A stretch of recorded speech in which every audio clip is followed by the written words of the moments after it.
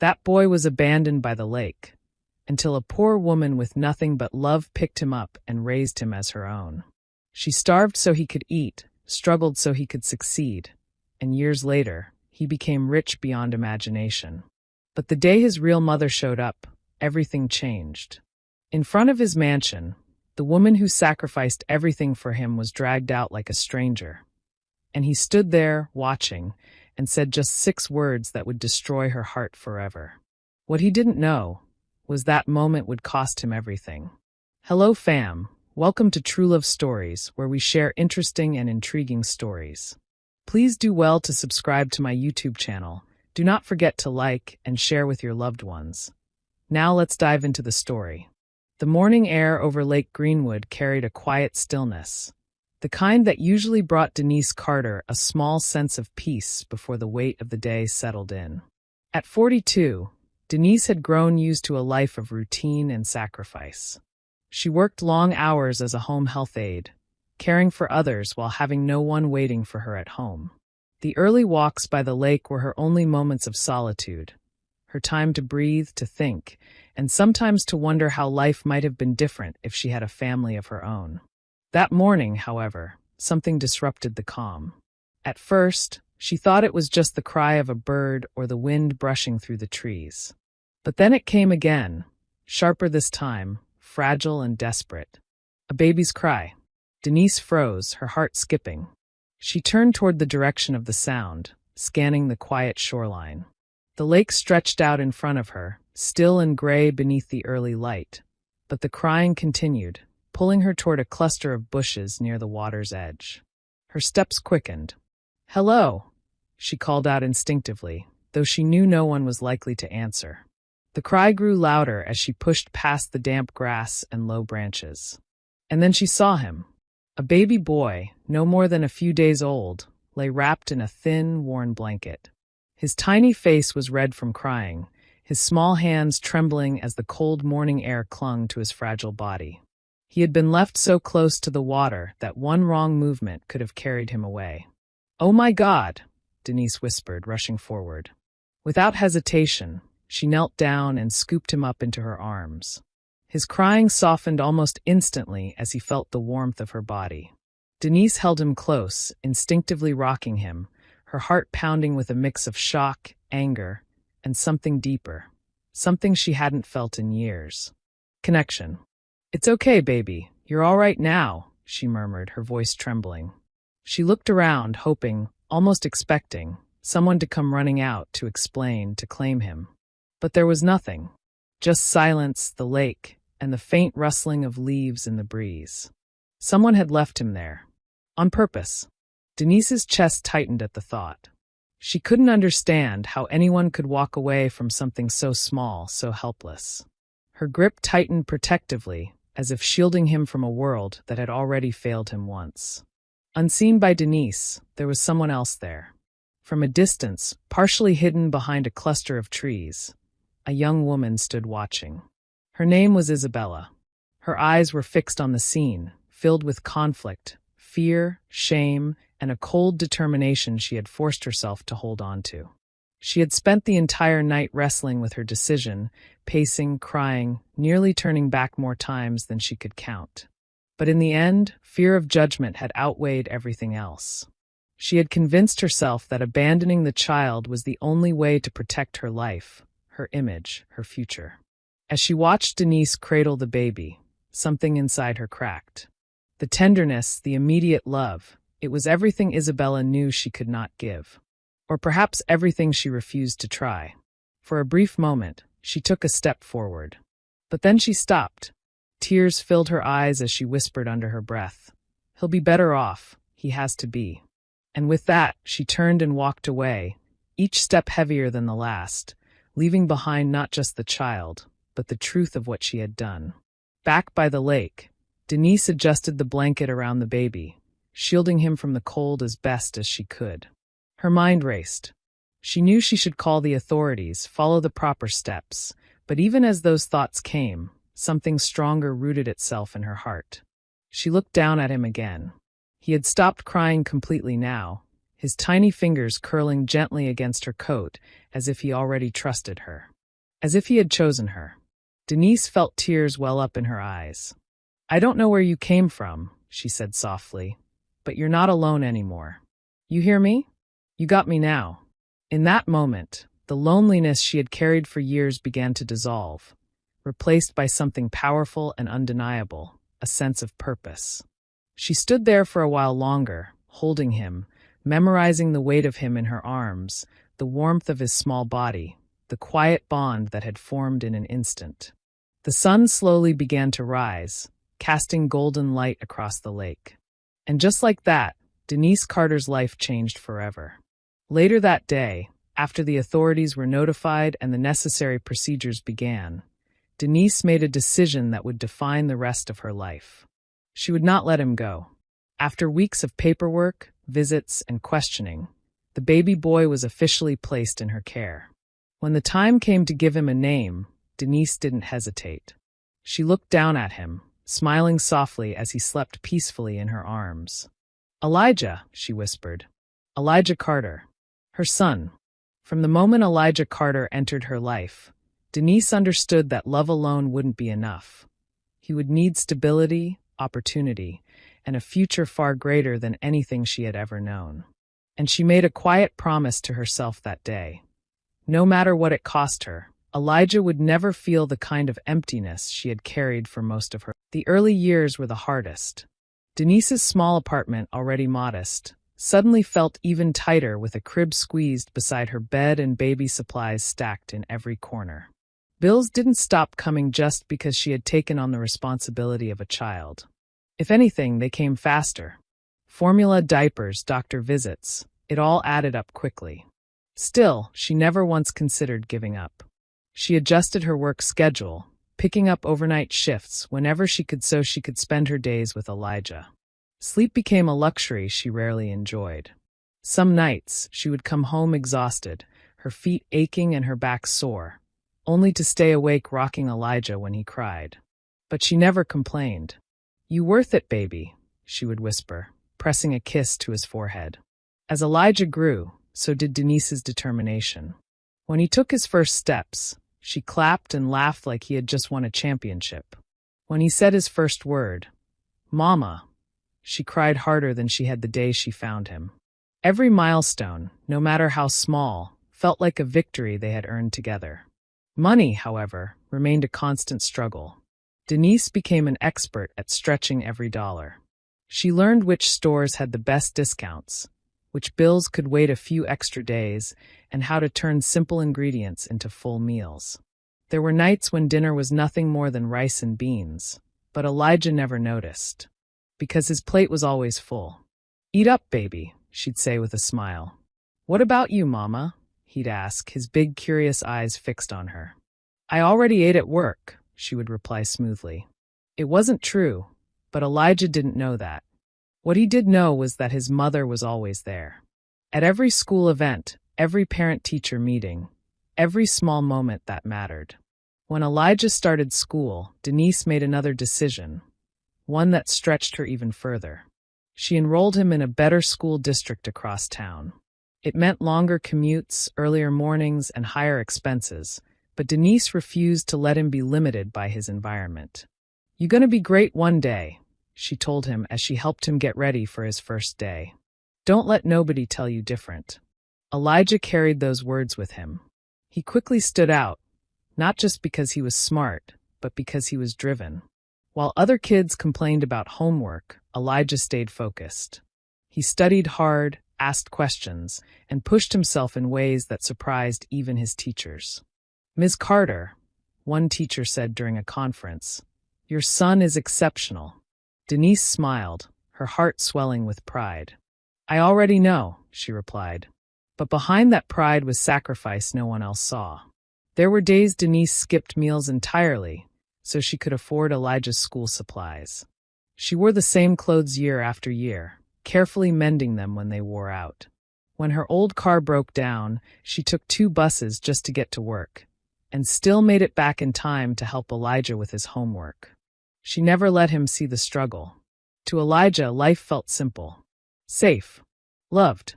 And in many ways it was. As he grew into his teenage years, their bond deepened.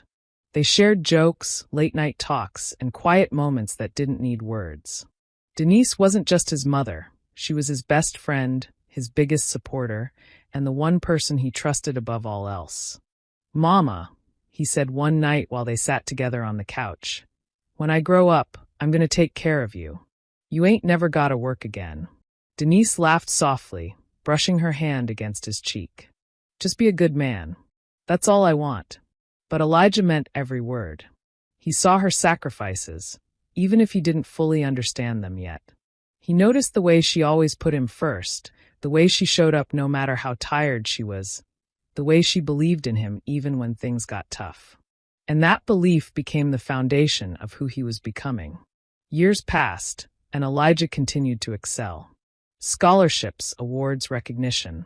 Doors began to open for him, doors Denise had only dreamed of. Each success felt like proof that her sacrifices had meaning. That every missed meal, every sleepless night, every struggle, it was all worth it. One evening, as Denise watched Elijah studying at the small kitchen table, she allowed herself a rare moment to sit back and take it all in. The boy she found crying by the lake had grown into something extraordinary. And though the world hadn't given her much, she had given him everything. What Denise didn't know was that the very love she poured into Elijah would one day be tested in ways she never imagined. Elijah Carter's rise didn't happen overnight. It was built on years of discipline, quiet sacrifice, and the unwavering belief his mother had planted in him long ago. From scholarships that carried him through college to sleepless nights spent building ideas into reality, Elijah refused to settle for anything less than greatness. And eventually greatness answered. By the time he turned 30, Elijah had become a name people respected in Atlanta's growing tech scene. His company, born from a small startup idea, had evolved into a powerful business generating millions. He moved into a sleek mansion in Buckhead, drove cars he once only saw in music videos, and sat at tables with people who spoke the language of wealth and influence. But no matter how high he climbed, one thing remained constant: Denise. The day he handed her the keys to her own room in his mansion, her hands trembled. "All this for me?" she asked, her voice soft with disbelief. Elijah smiled, pulling her into a hug. "For us, Mama. You ain't gotta struggle no more." For a while, life felt like a reward they had both earned.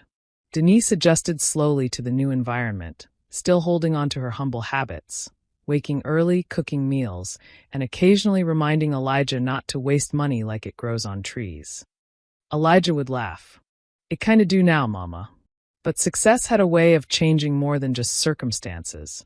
It changed environments, expectations, and the people who surrounded you. Elijah's world began to shift. Business meetings turned into high-profile events. Casual friendships turned into strategic relationships. The conversations around him grew less about survival and more about status, image, and legacy. And somewhere within that new world, a door opened, one that should have stayed closed. It happened on an ordinary afternoon. Elijah was in his office reviewing contracts when his assistant hesitated at the door. "There's a woman here asking to see you," she said. "She says it's personal." Elijah frowned slightly. "Did she give a name?" The assistant nodded. "Isabella Reed." The name meant nothing to him. "Send her in," he said. Moments later, Isabella walked in, composed, elegant, and carrying a presence that immediately shifted the atmosphere in the room. She was dressed in understated luxury, her posture confident, but her eyes carried something heavier. Emotion. "Elijah," she said softly. There was something about the way she said his name that made him sit up straighter. "Do I know you?" he asked, cautious but curious. Isabella took a slow breath, her fingers tightening slightly around her handbag. "No," she replied. "But I've known you your whole life." A silence fell between them, thick and unsettling. Elijah leaned back, his expression hardening just a bit. "What does that mean?" Her eyes began to glisten. "It means," she said carefully, "that I'm your mother." The words landed like a shockwave. Elijah stared at her, searching her face for any sign of dishonesty, confusion, anything that would make sense of what he had just heard. "That's not possible," he said quickly. "My mother is the woman who raised you," Isabella interrupted gently.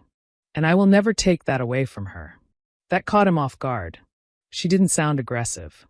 She didn't sound demanding. She sounded regretful. "I was young," she continued, her voice trembling just enough to feel real. "Scared.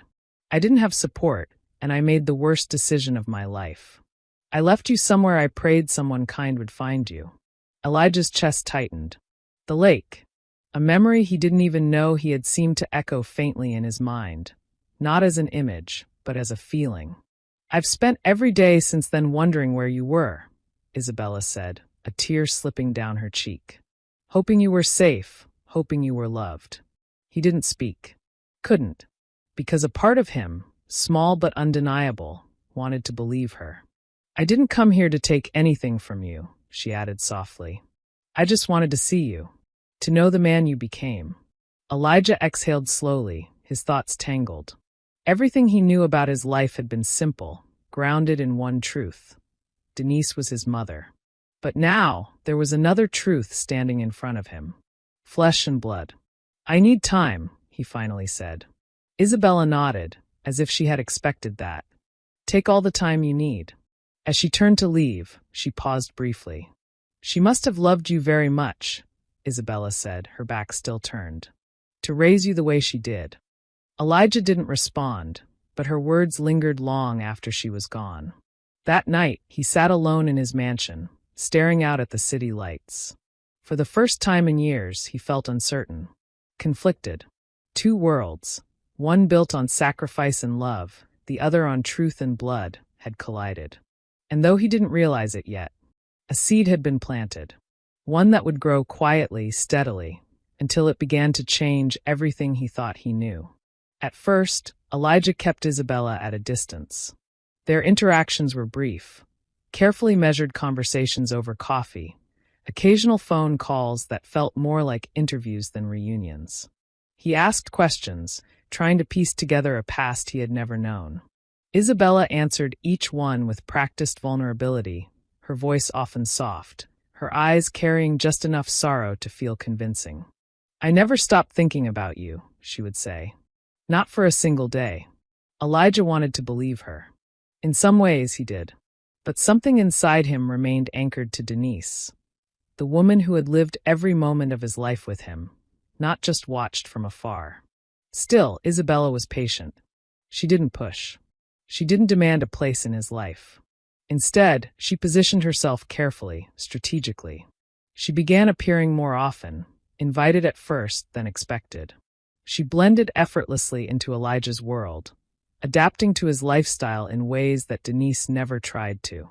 At business dinners, she spoke with elegance. Around his colleagues, she carried herself with confidence and refinement.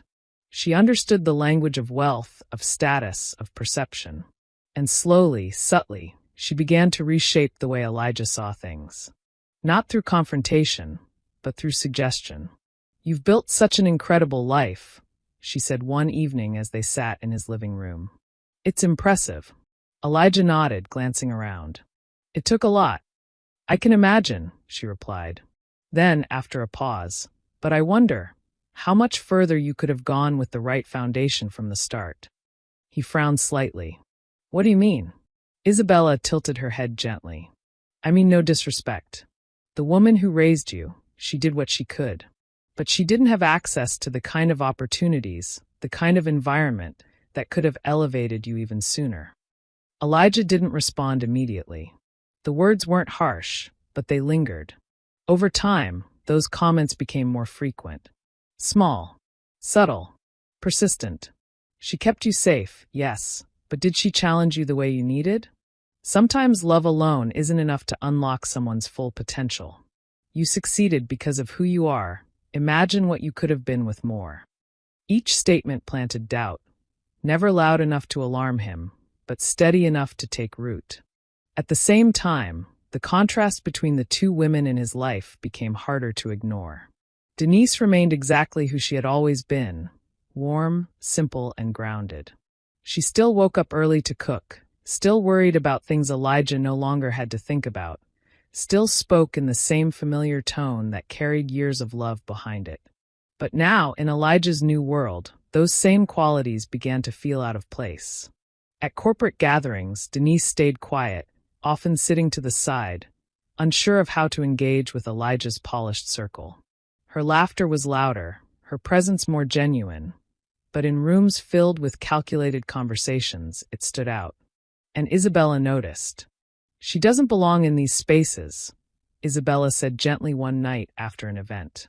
"And that's not her fault. It's just reality." Elijah sighed. "She's my mother." "I know," Isabella replied quickly. "And she always will be in her own way." In her own way. That phrase stayed with him. The shift in Elijah wasn't sudden, it was gradual. He started spending more time with Isabella, drawn to the ease with which she navigated his world. Their conversations felt aligned with the life he was living now. She understood things Denise never had to, or never could. Meanwhile, his time with Denise grew shorter. Conversations became rushed. Moments they once shared effortlessly now felt strained. Denise noticed. A mother always does.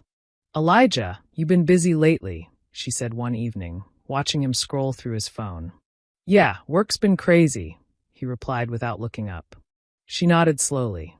"You eating all right?" "I'm good, Mama." There was a pause. "Everything okay?" she asked softly. Elijah finally looked at her, but only for a moment. "Yeah, everything's fine." But it wasn't. Not anymore. The tension reached its breaking point on a quiet afternoon. Denise had spent the morning cooking Elijah's favorite meal, fried chicken, collard greens, cornbread. It was her way of reconnecting, of holding on to something that felt like home. Carrying the food in containers, she made her way to the mansion, her heart light with hope. But when she arrived, everything changed. Security stopped her at the gate. "Ma'am, you can't enter without authorization." Denise frowned, confused. "I'm Elijah's mother. I don't need no authorization." The guard remained firm. "I'm sorry, ma'am. I need clearance." Inside the house, Isabella stood near the window, watching calmly. "Elijah," she called, her voice smooth. "There's someone at the gate." Elijah stepped outside, his expression already tense. When he saw Denise standing there, holding the food, something inside him tightened. But instead of moving toward her, he hesitated. "Mama," Denise called out, relief flooding her face. "They won't let me in." There it was, that familiar warmth, that unconditional love in her voice. But behind him, Isabella's presence lingered like a shadow. Elijah's jaw clenched. "Let her in," a part of him wanted to say. But another part, the one shaped by pride, by image, by the quiet influence that had been building, held him back. "Marcus," Denise started, catching herself. "Elijah, baby, I brought you something to eat." "Stop," he said suddenly. The word cut through the air. Denise froze. Elijah stepped forward slightly, his voice lower now.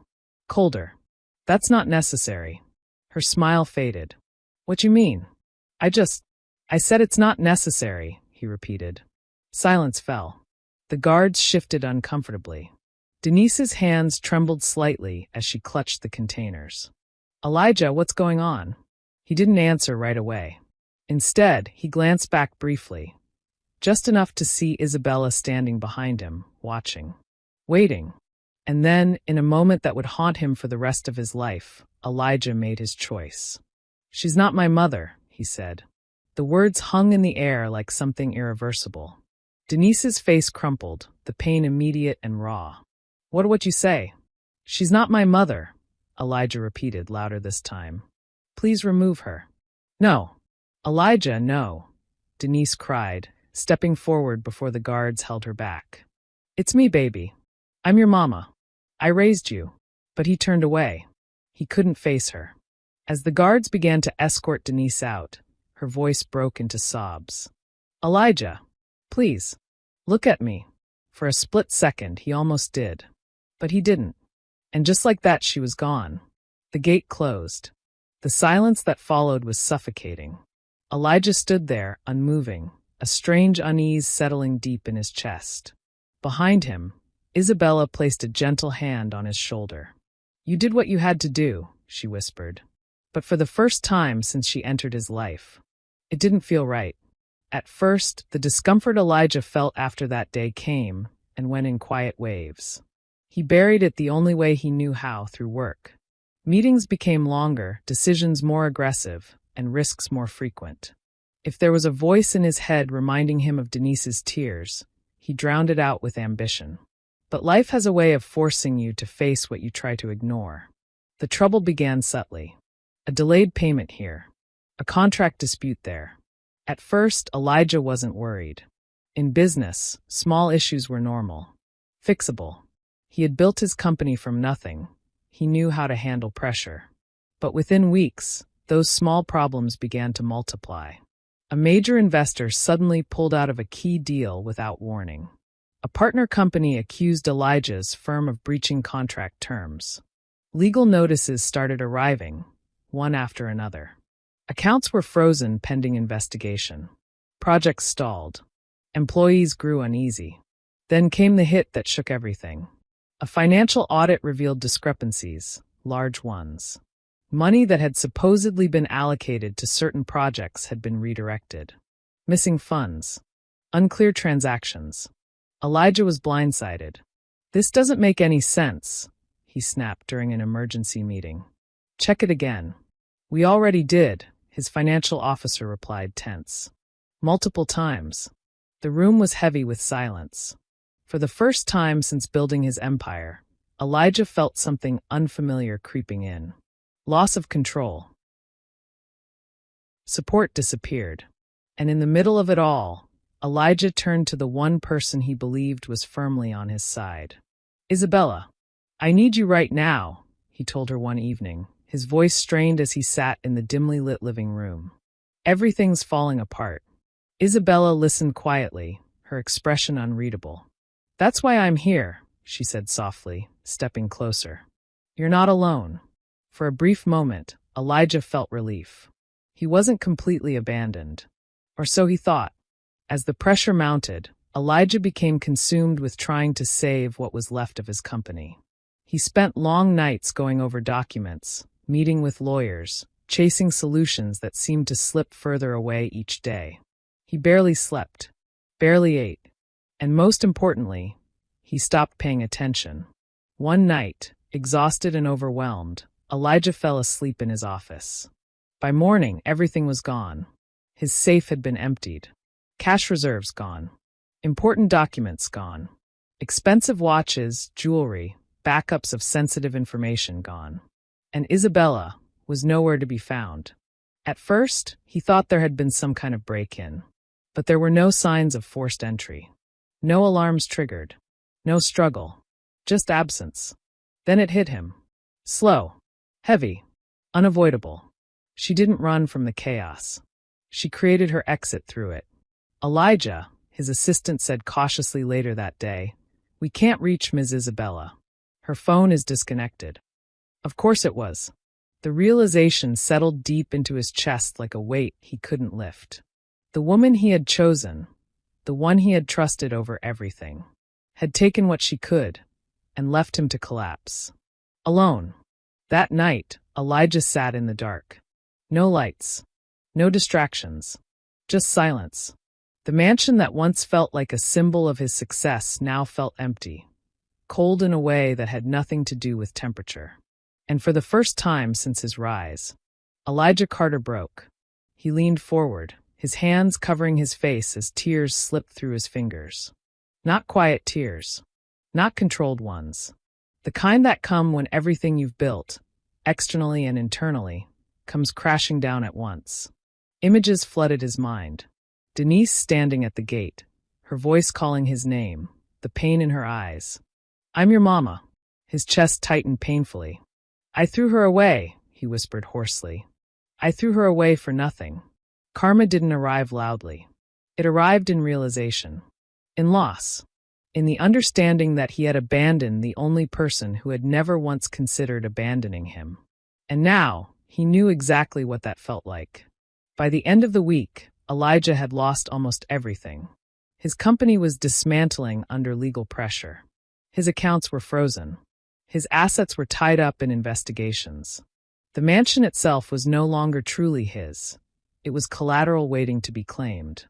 The world he built was gone, and in its place stood a man forced to confront the truth he had run from. Money could be rebuilt. Reputation could be repaired. But what he had done to Denise, that was different. Sitting alone in the darkness, Elijah wiped his face slowly, his voice barely audible. I gotta find her.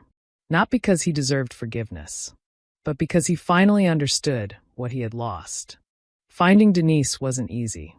Elijah quickly realized that when you've spent years building a life far removed from where you came from, retracing your steps isn't as simple as turning back.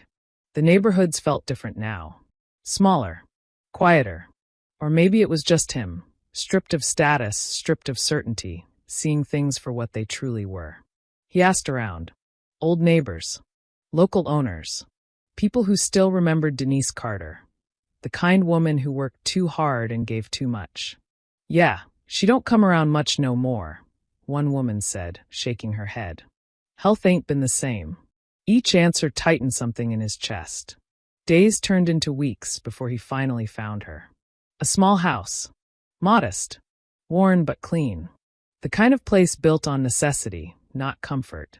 It stood in a quiet neighborhood where life moved slower, where people minded their business and held on to what little they had. Elijah stood outside the door for a long time. His hand hovered near the surface, but he couldn't bring himself to knock. What do you say after breaking someone like that? Finally, he did. The sound echoed louder than it should have. Slow footsteps approached from inside. And then the door opened. Denise stood there. She looked smaller than he remembered. Frilier. Time and hardship had left their marks. Her shoulders slightly bent, her face thinner, her movements slower. But her eyes were still the same. Warm. Kind. And in that moment, they widened with shock. Elijah? His name left her lips like something fragile. He couldn't speak. Not at first. All the words he had rehearsed, all the apologies he had tried to form, they disappeared the second he saw her. So instead, he dropped to his knees. I'm sorry. The words came out broken, barely holding together under the weight of everything behind them. I'm sorry, Mama. I'm so sorry. Denise didn't move, didn't speak. She just looked at him, taking in the sight of the man who had once turned his back on her, now reduced to tears at her doorstep. I messed up, he continued, his voice shaking. I let someone come between us. I let pride, money, all of it get in my head. And I hurt you. His head lowered. I hurt the one person who never hurt me. Tears hit the ground beneath him. I don't expect you to forgive me. I don't even deserve it. I needed to say it. I needed you to hear it from me. Silence stretched between them. Heavy. Uncertain. Elijah braced himself for rejection. For anger. For the kind of response he knew he had earned. But Denise was Denise. She stepped forward slowly. And then, without hesitation, she wrapped her arms around him. Elijah froze. You still my son, she said softly. That was it. No lecture. No anger. No conditions. Just love. And somehow, that hurt more than anything else. He held on to her tightly, like someone afraid of losing something all over again. I don't deserve you, he whispered. Denise pulled back slightly, placing her hand on his face the way she used to when he was a child. Maybe not, she said gently. But that don't change what you are to me. Elijah let out a shaky breath, overwhelmed. I lost everything, he admitted. The company, the house, all of it. She took what was left and ran. Denise nodded slowly, not surprised, but not satisfied either. Sometimes, she said, life got a way of teaching lessons we don't want to learn. He swallowed hard. I understand that now. She studied him for a moment, seeing something different. Not the confident, untouchable man the world had known, but the boy she raised. Humbled. Broken. Real. Come inside, she said, stepping aside.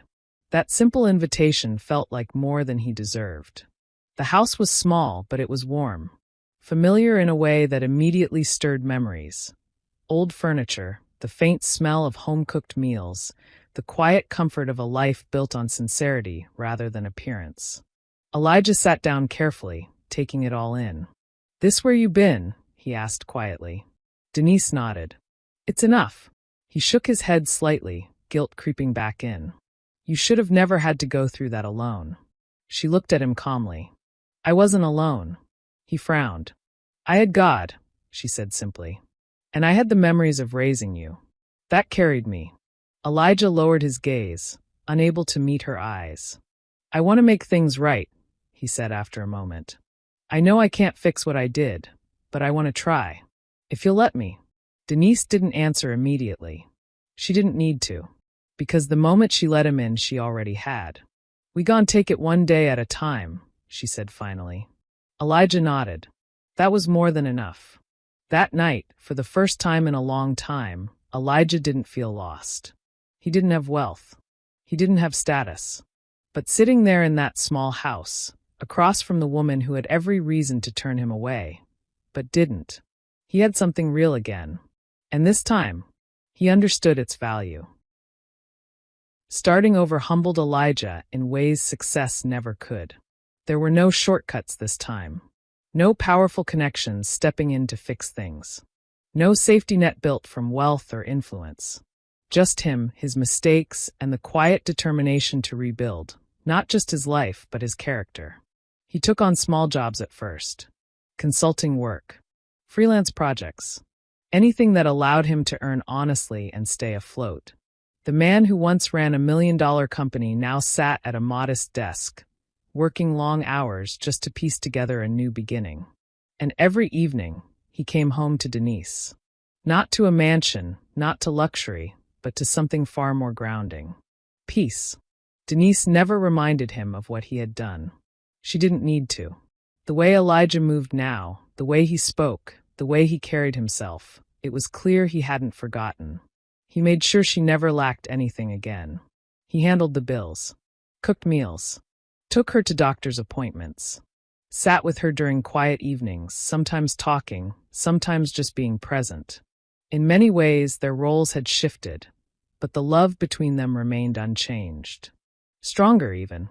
"I'm proud of you," Denise told him one night as they sat on the porch.